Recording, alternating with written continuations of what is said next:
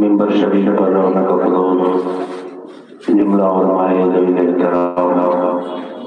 طالبان علوم نبویہ قاریان قرآن حاضرین محفل السلام علیکم ورحمۃ اللہ تعالی وبرکاتہ۔ الحمدللہ الذی ابدع الاخلاق والدین والصلاة والسلام على اشرف الانبیاء والمرسلین وعلى آلہ الطیبین الطاہرین وعلى اصحابہ الراشدین المرشدین الکاملین وعلى اولیاء امتہ اجمعین، اما بعد اعوذ باللہ من الشیطان الرجیم، بسم اللہ الرحمن الرحیم، الف لام میم، ذالک الکتاب لا ریب فیہ ھدی للمتقین الذین یؤمنون بالغیب۔ صدق اللہ مولانا العظیم وصدق رسولہ النبی الامین المتین الکریم، ونحن علی ذلک لمن الشاہدین والشاکرین والحمد للہ رب العالمین۔ وہی رب ہے جس نے تجھ کو رحمتاً کرم بنایا، بھیک مانگنے کو تیرا راستہ بتایا، تجھے حمد ہے خدایا، تجھے حمد ہے خدایا۔ مصطفیٰ جان رحمت پہ لاکھوں سلام، شمع بزم ہدایت پہ لاکھوں سلام، جس سہانی گھڑی چمکا طیبہ کا چاند، اس لب روز ساتھ پہ لاکھوں سلام، شب اسرا کی دولہ پہ دائی درود، نو شہی بزم جنت پہ لاکھوں سلام۔ ہم غریبوں کے آقا پہ بے حد درود، ہم فقیروں کی سبب پہ لاکھوں سلام۔ انہیں جانا انہیں مانا نہ رکھا غیر سے کام، للہ الحمد میں دنیا سے مسلمان گیا۔ ہمیں کرنی ہے شہنشاہ بطحا کی رضا جوئی، ہمیں کرنی ہے شہنشاہ بطحا کی رضا جوئی، وہ اپنے ہو گئے تو رحمت پروردگار اپنی، خدا کی رضا چاہتے ہیں دو عالم، خدا چاہتا ہے رضائے محمد۔ شہریار حرم، تاجدار حرم، نوبہار شفاعت، شب اسرا کے دولہا، فرش کے شہنشاہ، عرش کے تاجدار، جناب احمد مختار محمد مصطفیٰ صلی اللہ تعالیٰ علیہ وسلم کی بارگاہ بے کربلا میں جھوم جھوم کر ہدیہ درود و سلام بانداز غلامانہ پیش کرے، پڑھے بآواز بلند اللہم صلی علی سیدنا و مولانا محمد معدن الجود والکرم وعلی الکرام اپنے کریم مبارک وسلم، صلاۃ و سلام دائما علیک یا رسول اللہ صلی اللہ تعالیٰ علیہ وسلم۔ سب سے پہلے تو میں ان تمامی علماء کا شکریہ ادا کرتا ہوں کہ جو کافی دیر سے اس محفل پاک کی زینت بنے ہوئے ہیں، اور مبارکباد پیش کرتا ہوں استاد الاساتذہ، استاد الحفاظ والقراء، قاری قرآن حکیم، مداح خیر الانام حضرت حافظ قاری محمد عظیم صاحب قبلہ عزیزی، استاد دارالعلوم مخدومیہ و خطیب و امام صابری مسجد رضولی شریف، اور ان کے تمام دست و بازو کو مبارکباد پیش کرتا ہوں کہ جن لوگوں نے بھی ان کے ساتھ مل کے اس پاکیزہ محفل کو رچایا بسایا، اس کی عظمتوں، اس کی رفعتوں اور اس کی اہمیت اگر آپ کو جاننی ہے تو ان علماء کرام سے پوچھو، ان کی بارگاہ میں آؤ اور ان سے معلوم کرو کہ حضرت ہمیں دینی محافل کی عظمت اور اس کے تقدس کے بارے میں بتائیے۔ آپ کو معلوم ہونا چاہیے دنیا میں کوئی کتنوں بڑا نام والا ہو، کتنوں مال و دولت والا ہو، جاہ و حسن والا ہو، کتنوں بڑا حاکم وقت ہو، کتنوں بڑا سرمایہ دار ہو، یہ سب کے سب آئے اور چلے گئے، ان کے نشانات تک موجود نہیں ہے، لیکن آپ دور نہ جائیں، یہی شیخ رضوی کو دیکھ لیں، یہی حضرت شیخ رفیع کو دیکھ لیں، حضرت شیخ سیاح علیہ رحمت و رضوان کو دیکھ لیں، ان کی نسل کی، ان کے خاندان کی اولادیں رہے یا نہ رہے، اللہ نے اپنے ذمہ کرم پر ان کا نام اور ان کی شخصیت کو اور ان کی شہرت کو اپنے ذمہ کرم پر لے دنیا جب تک باقی رہے گی ان کے دیوانے یوں ہی ان کا چرچا کرتے رہیں گے اور ان کی محبت سے ان کے فیض و کرم سے دنیا مالا مال ہوتی رہے گی. کوئی بھی باقی رہے گا نہ چمن رہ جائے گا, بس رسول اللہ کا دین حسن رہ جائے گا. اصل تو سمخات کے بوشات پر نازا نہ ہو,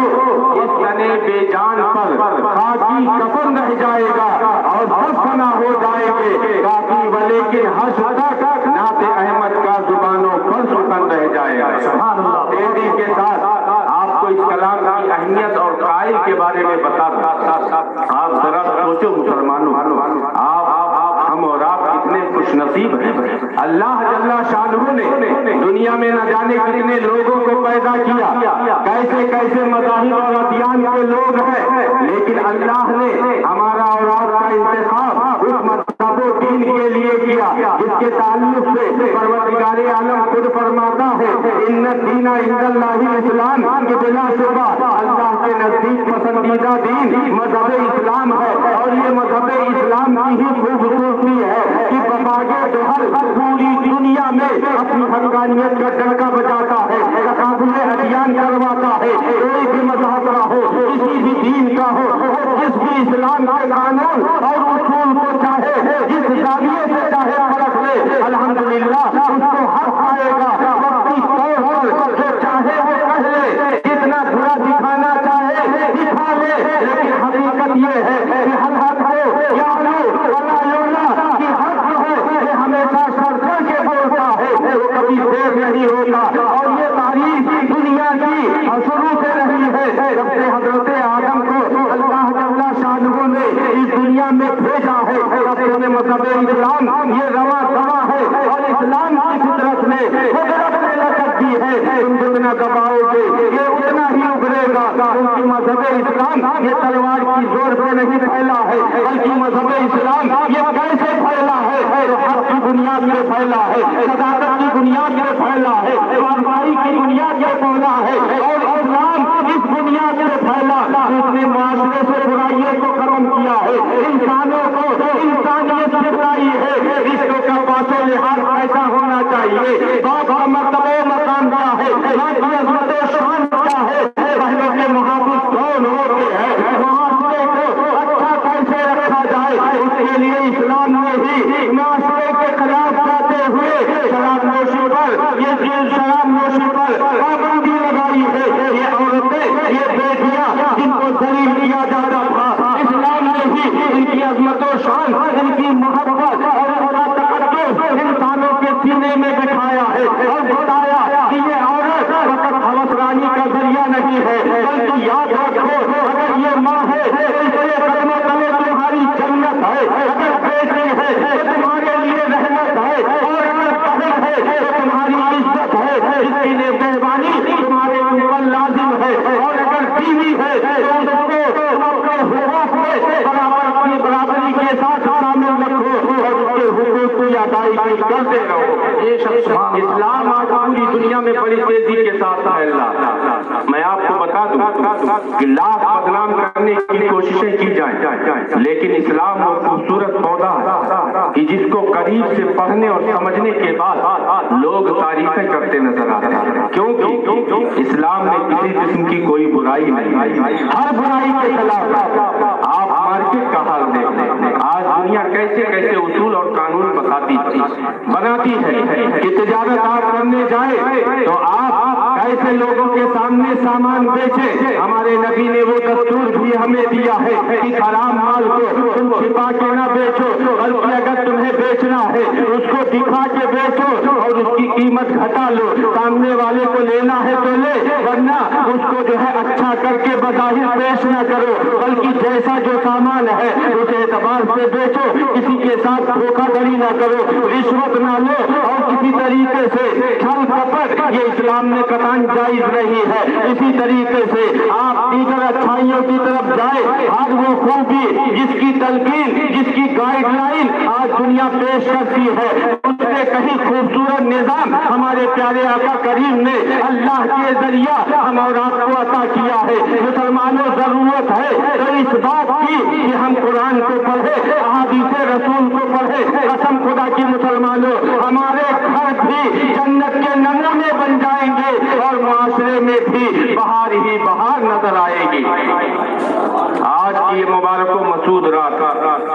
جس میں آپ نے محفل عید میلاد النبی کا انعقاد کیا، یہ ہماری اور آپ کی کم علمی ہے کہ ہم نے اپنی تاریخیں، اپنی قدریں اور اپنی اہمیتیں بھلا دی۔ وہ تو نہایت سستا سودا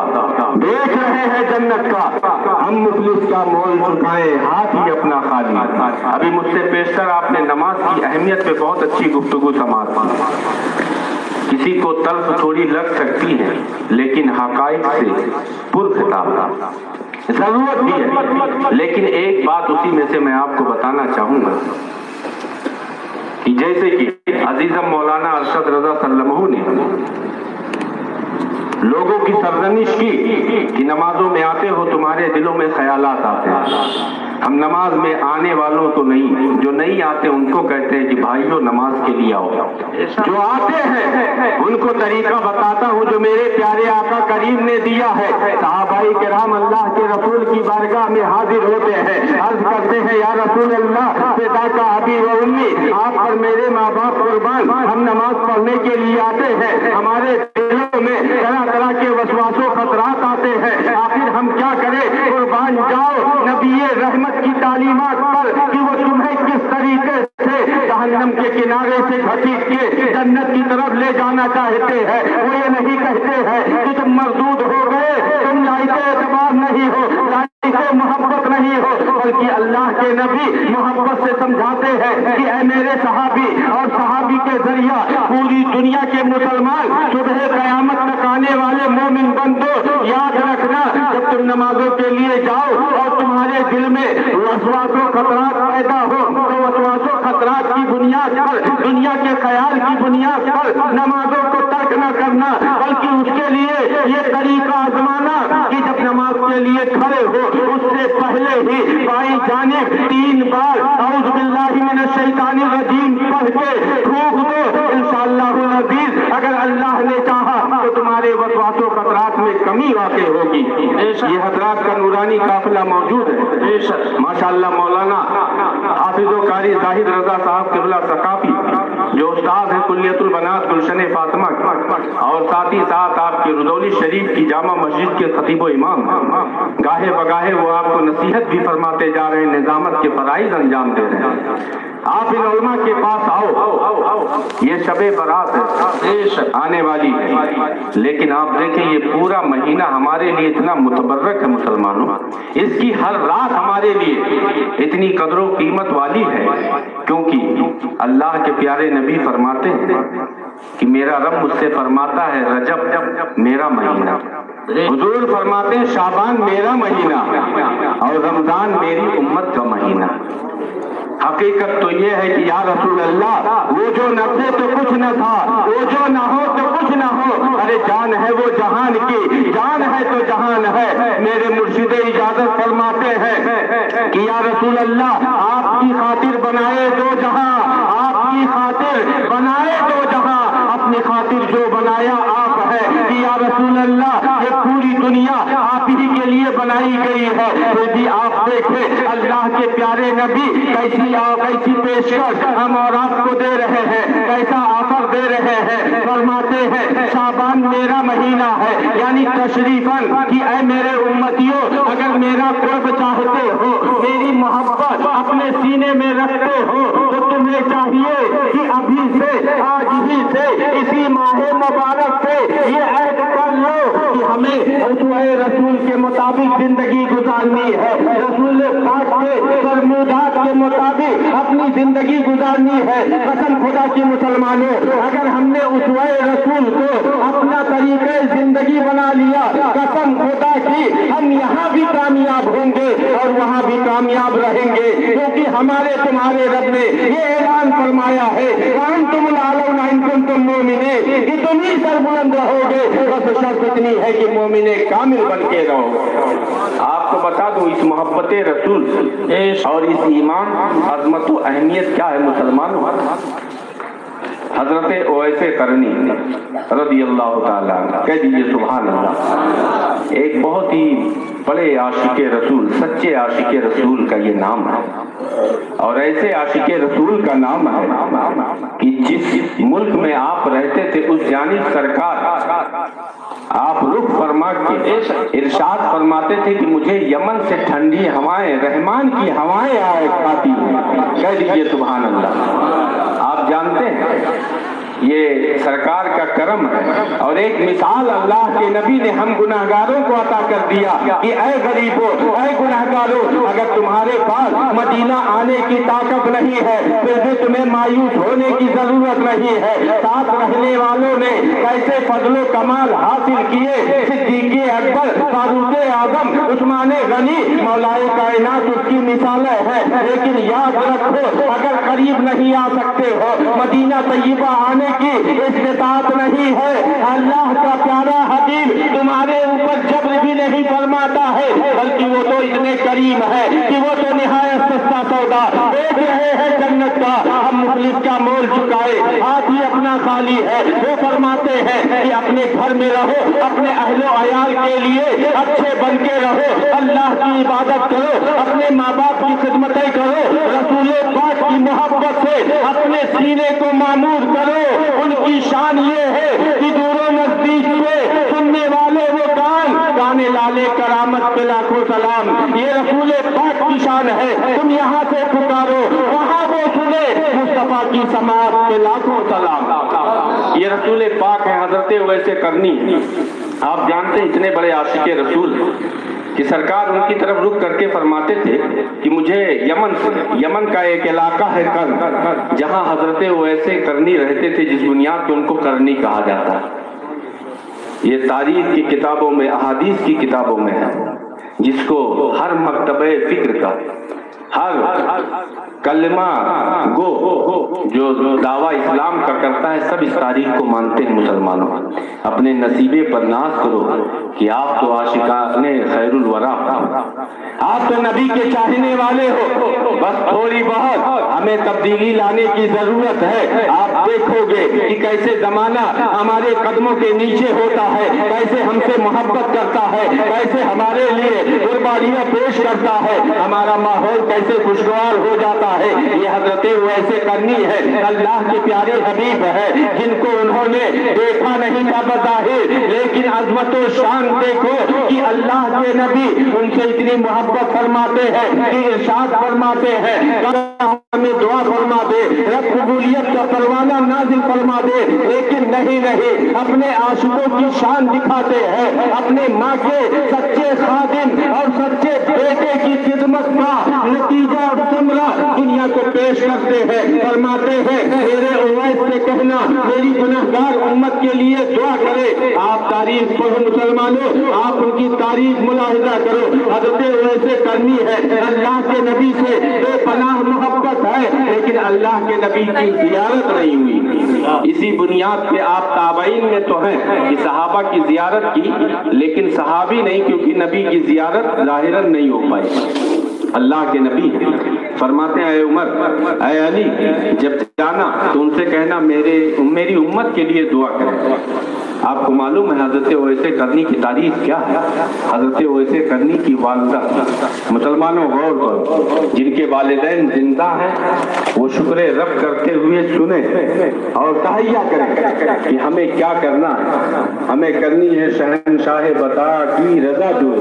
وہ اپنے ہو گئے تو رحمت پروردگار اپنی نبی رحمت کی رضا جوئی کیسے ہوگی؟ ان کی تعلیمات پر عمل کرو، ان کے فرمودات کو اپنے سینے سے لگاؤ اور دیکھو کہ اللہ کے نبی کیسے خوش ہوتے ہیں۔ حضرت ویسے کرنی ہے، ان کی والدہ ہے، آنکھوں سے انہیں دکھائی نہیں دیتا، بہت بوڑھی ہے، اپنی والدہ کی خدمت میں رہتے ہیں، اس بنیاد پر آپ کہیں سفر نہیں کرتے ہیں۔ اللہ کے نبی سے محبت کا یہ عالم ہے کہ نہ دنیا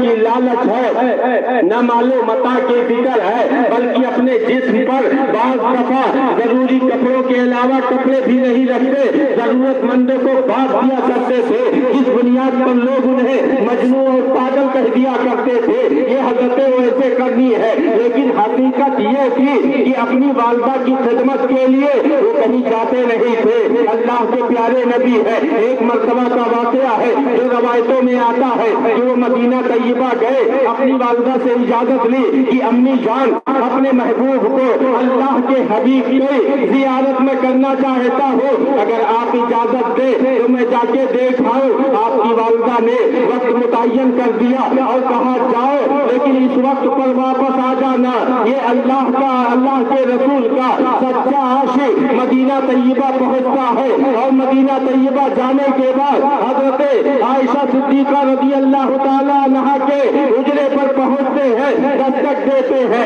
اندر سے آواز آتی ہے کہ اللہ کے پیارے حبیب موجود نہیں ہے۔ حضرت ویسے کرنی کہتے ہیں، اے ام المومنین، اے سیدہ عائشہ صدیقہ رضی اللہ تعالیٰ عنہا، کہ جب اللہ کے حبیب آئے ان سے کہہ دینا کہ ان کا ایک عاشق قرن سے یمن سے آیا تھا، اس کا سلام پیش کر دیجئے گا اور کہہ دیجئے گا کہ مجھے اپنے غلاموں میں قبول فرما لے۔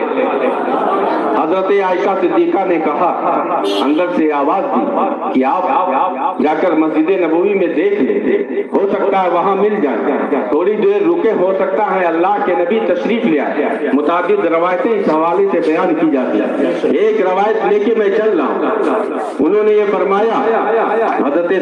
حضرت ویسے کرنی رضی اللہ تعالیٰ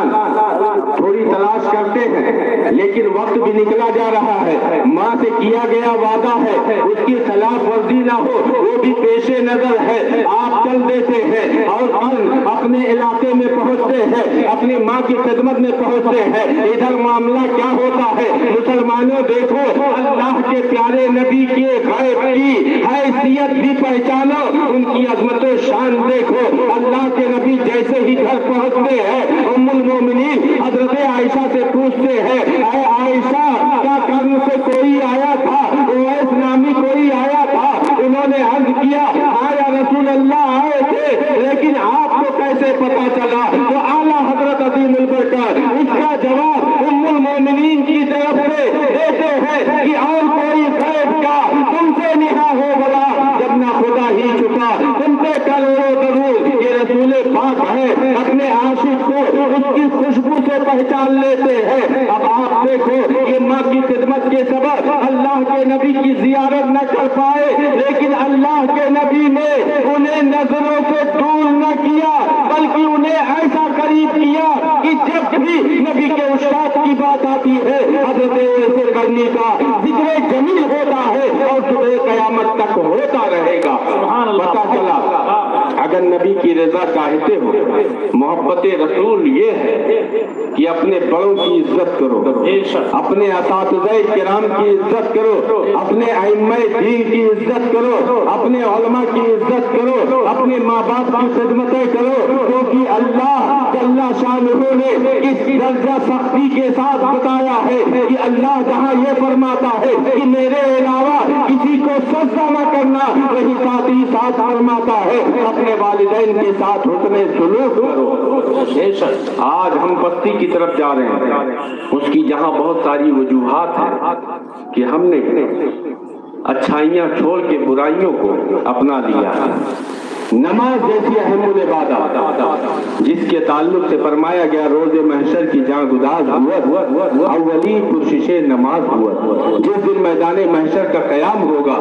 اس دن سب سے پہلے جس چیز کے بارے میں پوچھا جائے گا وہ نماز ہوگی۔ لیکن یاد رکھیں، قبر منازل آخرت میں سے پہلی منزل ہے۔ یہ علماء ایمان پر زیادہ توجہ کیوں دلاتے ہیں؟ کوئی اور وجہ نہیں، بلکہ ہمارے سامنے نبی کے فرمودات ہے، صحابہ کا پیارا طریقہ ہے۔ حضرت عثمان غنی ہے کہ جن کے نکاح میں یکے بعد دیگرے دو شہزادیاں آئی ہیں، اس بنیاد پر ان کو ذوالنورین کہا جاتا ہے۔ یہی حضرت عثمان غنی ہے۔ جہنم کا اور قبر کے عذاب کا تذکرہ ہوتا تو قبر کے عذاب پر آپ اتنا روتے کہ آپ کی ریشے مبارک آنسوؤں سے تر ہو جایا کرتی تھی۔ کسی نے پوچھا تھا، اے عثمان غنی، اے امیر المومنین، آخر وجہ کیا ہے؟ جہنم کے عذاب پر آپ اتنا خائف نہیں ہوتے، لیکن قبر کے عذاب پر آپ اتنا خائف کیوں ہے؟ تو وہ تعلیم امت کی خاطر نبی کی امت کو تعلیم دینے کے لیے فرماتے ہیں کہ یاد رکھو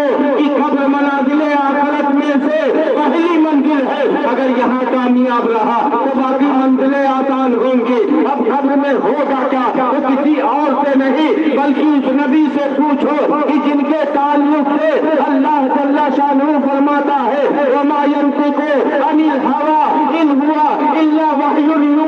کہ میرا محبوب اپنی طرف سے کچھ نہیں بولتا، وہ جو بھی بولتا ہے اللہ کی طرف سے وہی ہوا کرتی ہے۔ گویا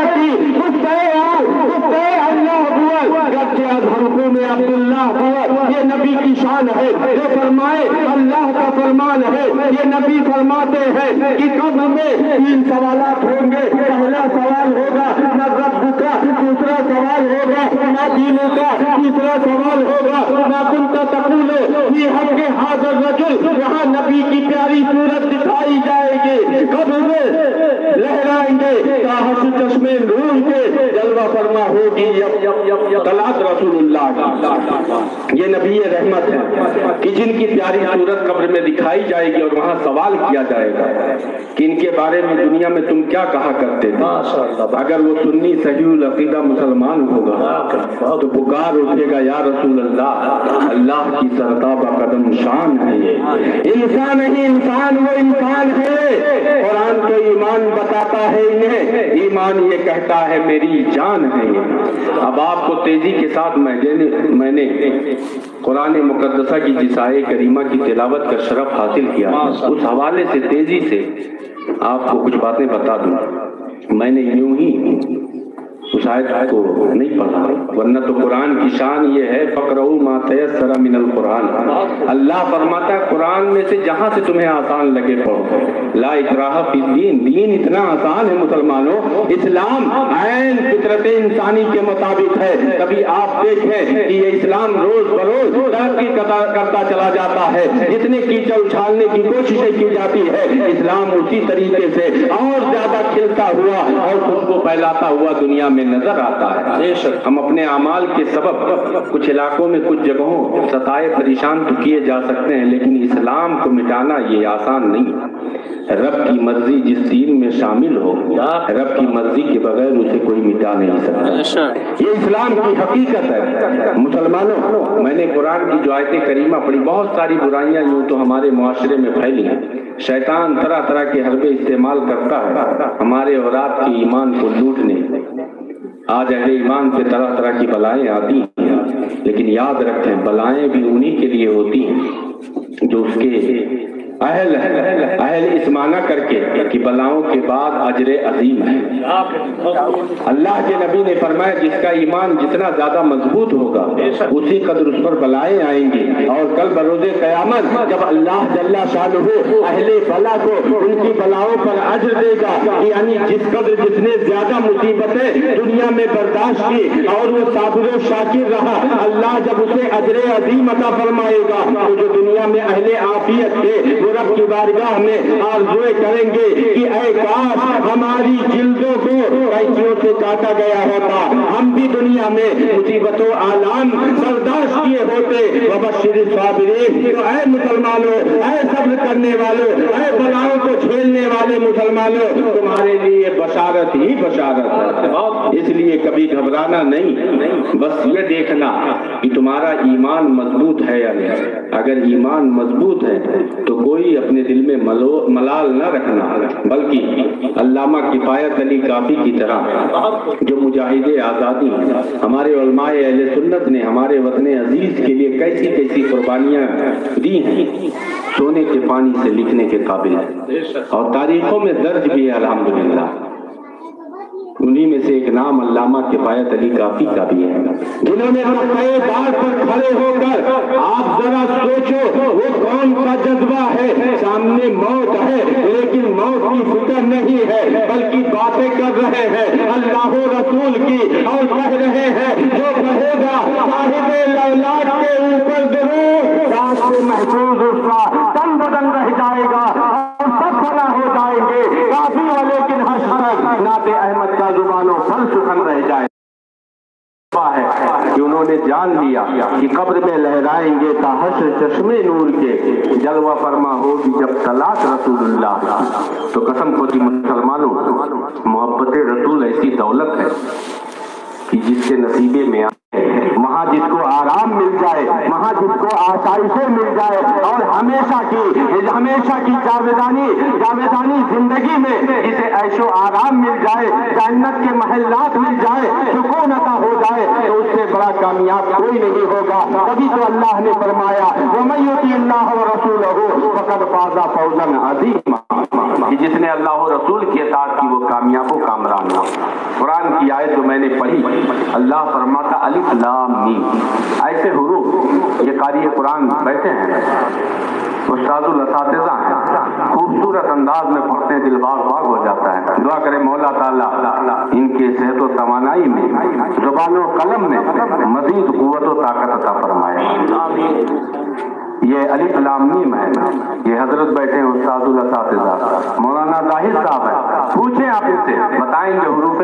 مقطعات ہیں جن کا معنی اللہ و رسول کے علاوہ یا اللہ و رسول جن کو باخبر کر دے وہی جانتا ہے، کوئی لغت دیکھ کے ڈکشنری کے ذریعہ اس کا حقیقی معنی نہیں بتا سکتا ہے۔ اب میرا سوال اور جواب بھی آپ کے پیش نظر ہے، قرآن وہ کتاب ہے، وہ عظمت والی کتاب ہے کہ جو پوری دنیا کے سامنے ہے، اور قرآن نے چیلنج بھی پیش کیا ہے کہ ولا رتب ولا یابس الا فی کتاب مبین، اور دوسری جگہ فرماتا ہے ولم یجعل لہ عوجا قیما، اس قرآن میں کسی طریقے سے کوئی کمی نہیں رکھی گئی ہے، لا ریب فیہ، اس میں کوئی شک و شبہ کی گنجائش نہیں، پھر بھی اگر وَإِن كُنتُم فِي رَيْبٍ مِّمَّا نَزَّلْنَا عَلَىٰ عَبْدِنَا فَأْتُوا بِسُورَةٍ مِّن مِّثْلِهِ، تم شکوک و شبہات میں مبتلا ہو تو اس کے مثل ایک چھوٹی سی صورت لا کے دکھا دو، لیکن قسم خدا کی مسلمانوں اپنے مذہب کی حقانیت پر نازا رہو کہ دنیا نے کتنی ترقی کر لی ہے، ہر چیلنج کو پورا کیا جاتا ہے، لیکن قرآن کی ایک چھوٹی سی صورت کے مثل لانا کسی کے بس کی بات نہیں۔ اب سوچیں آپ، اگر قرآن میں کسی طریقے سے کوئی کمی ہوتی تو آج لوگ مذاق نہ بناتے، لیکن سوچیں یہ حروف مقطعات جن کا مطلب علماء یہ بیان کرتے ہیں اس کا معنی اللہ و رسول اور ان کے علاوہ جن کو اللہ و رسول باخبر کرتے کوئی نہیں جانتا، تو جب کوئی نہیں جانتا قرآن تو نازل کس لیے ہوا؟ لِتُخْرِجَ النَّاسَ مِنَ الظُّلُمَاتِ إِلَى النُّورِ، تاکہ اے محبوب اس قرآن کے ذریعہ آپ لوگوں کو تاریکیوں سے نکال کر روشنی کی طرف لائیں۔ اگر ہم سمجھیں گے نہیں، اس کے معنی ہمیں معلوم نہیں ہوں گے تو ہم کیسے تاریکی سے نکل کر روشنی کی طرف جائیں گے؟ اور دوسری بات یہ کہ جس کا مطلب مخاطب نہ سمجھے اس سے ایسی گفتگو کرنا، یہ گفتگو کرنے والے کی کم علمی پر محمول کیا جاتا ہے، اور اللہ کی شان سے یہ ہے کہ وہ احکم الحاکمین ہے، دنیا کے حکیموں کا عالم یہ ہے کہ ان کے کام حکمت سے خالی نہیں ہوتے، تو اللہ کا کام حکمت سے خالی کیسے ہوگا؟ یہ حروف مقطعات قرآن میں ہونے کا کیا مطلب، جن کا بظاہر ہم معنی نہیں جانتے؟ یوں تو معنی بیان کیا لیکن کسی نے نہیں کہا کہ یہ اس کا یقینی معنی ہے، سب نے کہا یہ بھی ہو سکتا ہے، یقینی معنی کسی نے نہیں بتایا۔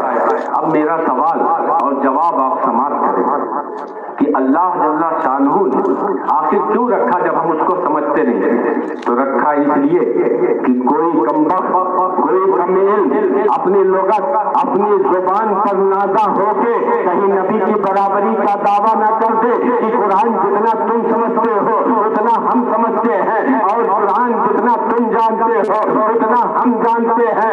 نہیں، قرآن اللہ کے حبیب پر اترا ہے، اللہ نے خود فرمایا الرحمن علم القرآن، کہ رحمان وہ ہے جس نے اپنے محبوب کو قرآن سکھایا، اور اس کے بعد شان کیا ہوئی وَعَلَّمَكَ مَا لَمْ تَكُنْ تَعْلَمْ، کہ یا رسول اللہ آپ کو سب کچھ سکھا دیا گیا جو آپ نہیں جانتے تھے، پتہ چلا قرآن ہی ہے۔ اگر اللہ و رسول نہ چاہے تم ایک لفظ کا معنی اپنی مرضی سے نہیں کر سکتے، تو جب ایک حرف کا معنی تم اپنی طرف سے اپنی طاقت اور صلاحیت کی بنیاد پر نہیں کر سکتے تو نبی کی ذات کی برابری کیسے کر سکتے ہو؟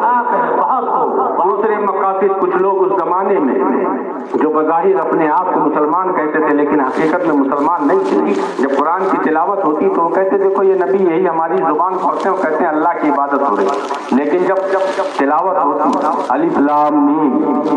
یاسین الف لام را. اب آگے کی صورتیں اللہ کے پیارے حبیب تلاوت کر جاتے, مسلمانوں کی نماز پوری ہو جاتی, منافقین اسی چکر میں پڑے رہتے کہ آخر الف لام میم کا مطلب کیا ہے, الف لام را کا مطلب کیا ہے, اسی میں حیران و پریشان رہتے, اور اہل ایمان سکون کے ساتھ اپنی نمازیں پوری کر لیا کرتے تھے. ذالک الکتاب لا ریب فیہ. آگے اللہ نے فرمایا یہ وہ کتاب ہے جس میں شک و شبہ کی گنجائش نہیں, اور جس بنیاد پر میں نے خاص طور سے ابھی بیٹھے بیٹھے ذہن میں آیت آئی, میں نے تلاوت کر دیا, تو وہ بات یہ تھی کہ الذین یؤمنون بالغیب,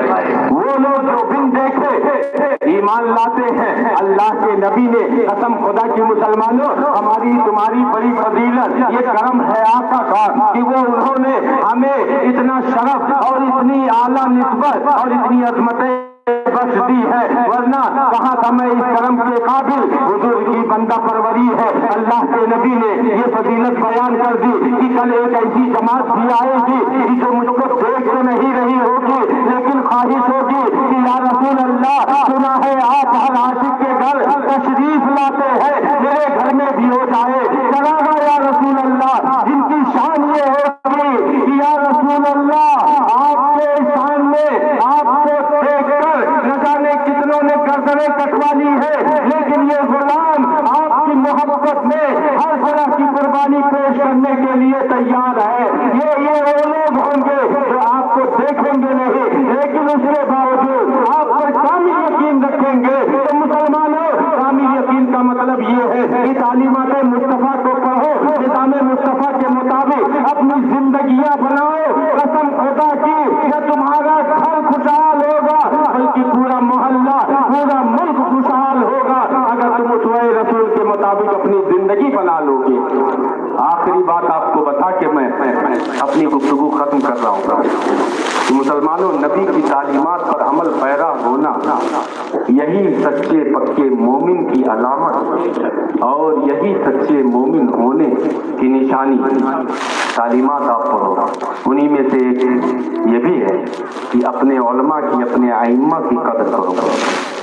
یہ قاری صاحب قبلہ بیٹھے, ایک مثال دے کے میں کہہ رہا ہوں, ان کے لیے نہیں کہہ رہا ہوں, ایک مثال آپ کے سامنے بڑی خوبیوں کے مالک ہیں. میں سچ کہتا ہوں ان کے پاس جو فنی صلاحیتیں ہیں درس و تدریس کے علاوہ اگر اس میدان میں جاتے نہ جانے کتنی دولت کما لیتے. یہ چاہے تو ایسی دولت کے انبار لگا لیں, لیکن قرآن کی برکت ہے, اللہ نے ان کے سینے میں محفوظ کیا, اس کی عظمت ہے کہ انہوں نے اعلیٰ حضرت کے طرز پر یہ اعلان کرتے ہوئے نعت نبی ذکر خدا کو اپنے سینے سے لگایا کہ ترمت ہے اہل جبل رضا کرے اس بلا میں میری بلا, میں کہتا ہوں اپنے کریم کا میرا دین پا رہے نہ نہیں. اور کیوں نہ ہو, یہ قرآن ہی بتاتا ہے. آپ دنیا میں ہوں گے بڑی عزتوں والے, بڑی شہرتوں والے, بڑے سیاسی اقتدار والے, بڑے گھرانے والے, عالی شان بلڈنگ میں رہنے والے, لیکن تحدیث نعمت کے طور پر کہہ رہا ہوں اگرچہ علماء کے ذرات پہ لگے ہوئے درد و دھول کے برابر بھی میں نہیں ہوں, لیکن پھر بھی اللہ کا شکر ہے کہ ظاہراً اس نے عالموں کے غلاموں میں ان کی صفوں میں رکھا ہے. دعا ہے مولا تعالیٰ عالم بعمل بنائے. قسم خدا کی مسلمانوں عالم بعمل ہونے کی فضیلت کیا ہے آپ قرآن سے پوچھو. دنیا کے کسی چاہے جلال کی وہ تعریف نہیں کرتا ہے, نہ دولت کی تعریف ہے, نہ ثروت کی تعریف ہے, نہ مال اولاد کی تعریف ہے. اگر تعریف ہے اور معزز بتایا ہے اللہ نے کسی کو تو یہ علماء کی جماعت ہے جو اپنے گھروں کو چھوڑ کر تمہاری بھلائی کے لیے ہماری بھلائی کے لیے دنیاوی ایسے عشرت کو ٹھوکریں مار کے چند روپوں کے اپنا پورا وقت گزار دیتے ہیں اور ہم سے گانے بھی سنتے ہیں. اللہ بدلے میں فرماتا ہے کنتم خیر امۃ اخرجت للناس تأمرون بالمعروف وتنہون عن المنکر. کہ اے علماء کی جماعت, اے ائمہ کی جماعت, تم پورے لوگوں میں سب سے بہترین ہو کیونکہ تم لوگوں کی بھلائی کے لیے نکلے ہو. آج اسی پیش نظر قاری صاحب قبلہ اور ان کے حوالیوں نے, ہمارے آصف بھائی نے اور دیگر لوگوں نے یہ محفل سجائی. میں مبارکباد پیش کرتا ہوں کہ ایسی پاکیزہ محفلیں منعقد کی. ابھی تماشوں کی محفلیں ہوں مجمع عام ہو جاتا لیکن کوئی ملال نہیں، جتنے آئے قسم خدا کی بہت دلی خوشی ہوئی۔ آپ سکون سے بیٹھے اور سن رہے ہیں، دعا کریں اللہ تعالیٰ اس پاکیزہ محفل کو اپنی بارگاہ میں قبول فرمائے، اور یاد رکھیں ہم نبی کے غلام ہیں۔ غلامی رسول کا مطلب یہ ہے کہ نبی کی پاکیزہ سیرت پڑھو، اور نبی کی پاکیزہ سیرت کا مطلب یہ ہے کہ ہر طرح کی برائی سے اپنے کو پاک کر لو۔ یہی جو ہے غلامی رسول کا مطلب ہے، یہی عشق رسول کا مطلب ہے۔ اور وہ عشق کہ اے عشق تیرے صدقے جلنے سے چھٹے سستے، وہ آگ بجھا دے گی، وہ آگ لگائی ہے خاک ہو کر عشق میں آرام سے سونا ملا، جان کی اکثیر ہے الفت رسول اللہ کی، اندھیرا گھر اکیلی جان دم گھٹتا دل اٹھاتا، خدا کو یاد کر پیارے وہ ساتھ آنے والی ہے۔ لیکن اے عاشقان نبی نہ ہو مایوس، آتی ہے صدا گورے غریبا سے، نبی امت کا حامی ہے، خدا بندوں کا والی ہے۔ اللہ کی بارگاہ میں دعا ہے کہ مولا تعالیٰ اس پاکیزہ محفل کو اپنی بارگاہ میں قبول فرمائے۔ شب برات جو 15ویں کی شب ہوتی ہے، اتنی مبارک و مسعود رات ہے، اللہ کے پیارے نبی ہیں، تیزی کے ساتھ آپ سماعت کر لیں کہ اللہ کے پیارے نبی ہیں، اپنے حجرے مبارکہ میں ہیں، حضرت عائشہ ہیں، سوتے وقت اللہ کے نبی موجود تھے، لیکن جب تہائی رات میں حضرت عائشہ کی آنکھ کھلتی ہے، ایسی حدیث ہے کہ جس کی صحت کے قائل تمام جو ہے مکتبہ فکر کے لوگ ہیں جو بھی دعوی اسلام کرتے ہیں، اللہ کے نبی وہ تہائی رات میں موجود نہیں ہوتے ہیں۔ بستر پر حضرت عائشہ کو فکر ہوتی ہے، وہ سوچتی ہے شاید کسی دوسری زوجہ کی طرف میلان ہوا ہو اور اللہ کے نبی وہاں چلے گئے ہو، وہ تلاش میں نکلتی ہے، باہر دیکھتی ہے تو کیا دیکھتی ہے کہ مسجد وہ اللہ کے نبی جنت البقیع شریف کی جہاں اللہ کے پیارے صحابہ مدفون ہے، یعنی عام مومنین کی قبریں ہیں، وہ مومنین جو صحابی رسول ہیں ان کی قبریں ہیں، اللہ کے پیارے نبی وہاں کھڑے ہیں، اپنے ہاتھوں کو رب کی طرف اٹھائے ہوئے ہیں اور دعا کر رہے ہیں۔ حضرت عائشہ قریب جا کے کھڑی ہو جاتی ہے، اللہ کے نبی جب فارغ ہوتے ہیں آپ حضرت عائشہ کی طرف مخاطب ہوتے ہیں اور فرماتے ہیں کہ اے عائشہ تم نے کیا سوچا کہ میں کہیں اور گیا ہوں؟ اللہ کے پیارے نبی مسکرا رہے ہیں۔ حضرت عائشہ عرض کرتی ہے کہ یا رسول اللہ آپ کو نہیں پایا تو فکر ہوئی اس لیے تلاش میں آئی۔ اللہ کے حبیب فرماتے ہیں اے عائشہ کیا تمہیں معلوم نہیں کہ یہ شعبان المعظم ہے جو میرا مہینہ ہے اور اس کی یہ 15ویں رات ہے، جس رات کو شروع رات سے ہی اللہ روئے زمین کی طرف تجلی فرماتا ہے اور اپنے بندوں سے کہتا ہے ہر کوئی تم میں جو مغفرت طلب کرے اسے بخش دو، ہر کوئی جو معافی چاہے اسے معاف کر دو، ہر کوئی جو اپنے گناہوں پر شرمندہ ہو اس کی عزت میں 4 چاند لگا دو، ہر کوئی دولت مانگنے والا اسے دولت دے دو، کیونکہ رب کی شان یہ ہے کہ رب کی رحمت بندوں کے بخشش کے بہانے تلاش کرتی ہے۔ ہر کوئی تم میں اولاد مانگنے والا جس کو اولاد کی نعمت سے سرفراز کر دو۔ قسم خدا کی مسلمانوں اگر ہمارا جذبہ صادق ہو، مانگنے کا طریقہ سچا ہو، آج بھی ہو ابراہیم کا ایمان پیدا آج کر سکتی ہے، انداز گلستہ پیدا پیارے حبیب کو پکار، پیارے نبی کا نام لے، دامن مصطفیٰ میں آ، پائے رسول سامنے، استغفر اللہ رب من کل ذنب واتوب الیہ، وآخر دعوانا ان الحمد للہ رب العالمین۔ السلام علیکم ورحمۃ اللہ۔